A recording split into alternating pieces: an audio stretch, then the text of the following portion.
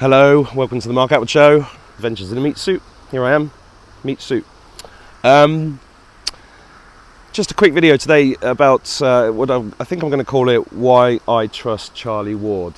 I've been quite amazed to see the attacks that Charlie's had recently to do with a white rabbit that he put behind his, stuck onto his picture on one of his videos a few weeks ago.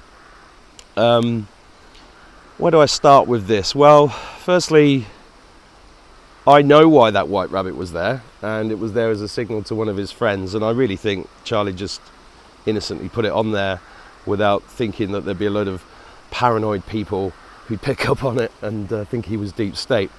Why do I not think he's deep state? Well, I'm trusting my intuition, and I've spoken to him, and during my interview with him, I don't know if you saw that, it turns out that Charlie was friends with the brother of the man who led the religious cult that molested my dad in the 1950s. That was mind-blowing to me.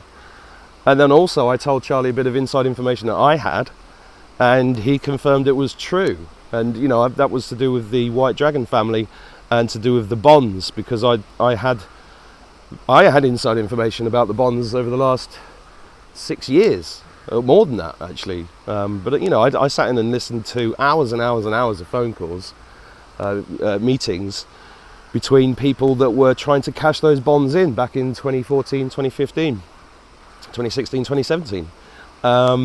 So Charlie proved to me during the course of that interview that he was 100% genuine. And then there's my intuition. My intuition tells me he's a good man. Then there's the quality of the output, the interviews, the people that they've got onto his show, and the man's putting in 4 to 6 interviews per day, and he's putting out a lot of information from other people, including me, and you know, that's an incredible act of courage and trust that he's putting into other people as well. And I don't see at any point that Charlie is saying stuff is 100%, you know, the information he's putting out, like about the quantum financial system and stuff, he's getting that information from other people. And I know from my own life that sometimes people give you bad information, sometimes they give you good information. I mean, I came across Charlie when I first saw his walking videos, but then I saw the information about the new king, Gregory Joseph Hallett. Is he the new king of England? I don't know.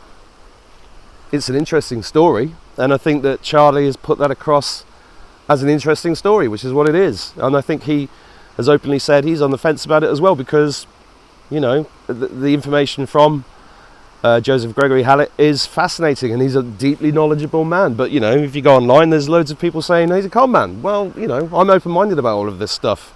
I find it too interesting not to look into. But, you know, I don't go around saying, oh, you're a con man, you're deep state, you're this, that, and the other. I mean, that's just fucking wanky behaviour, you know? If you don't like something, just tune out, you know? If you think you know, why do people do this? I mean, I'm saying this as somebody who's 51 years old now. I was subject to an online hate campaign in the late 2000s from an ex-employee, and it broke my heart. It took me 2 years to get over it. And it was really, really, probably longer actually. And you know, when you've lived a life and you've been around the world like Charlie has and I have, you know, you're going to piss a few people off on the way. You know, there are people out there, maybe even watching this, that I've pissed off in the past. I didn't mean to piss them off, I never have. I'm a good person in my heart, you know, but we make mistakes. So, you know, nobody's perfect. And, you know, people in glass houses, as my dad used to say, shouldn't be throwing stones. So that's one of, you know, one of the angles. The other thing is that I've got to know some of Charlie's team personally over the course of the last few weeks, and I can tell you that Lee in particular is one of the most genuine, funniest, hard-working people.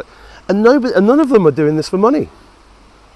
None of them. So when I see things like saying he's a con man, I'm like, well, or fraud. I saw that the other day, calling him a fraud, and I pointed out to somebody on one of the comments, you know, fraud is defined as a deliberate deception in order to manipulate money out of people, but I don't see that. I mean, Charlie said himself that he tried to monetize the channel on on YouTube in order to give his kids, his son Justin, some pocket money. But where's the fraud? There is no fraud. If you don't like what Charlie says, just leave him alone. So that's my take. I've got a flat tyre this morning, so I'm just waiting for that to be changed. Hope you're all having a lovely day. I saw a really interesting article in the Independent this morning about Trump distancing himself from Dr. Fauci, or Dr. Death as I like to refer to him, which is fantastic news. And the article itself also does the classic mass media thing of saying that Trump falsely claimed this and falsely claimed that. I just want to tell you one thing. I was just walking down by the river today and I was thinking about my time as a journalist at the Daily Telegraph in 1990. Yes, I used to be a journalist. I used to edit magazines. I was a publisher as well.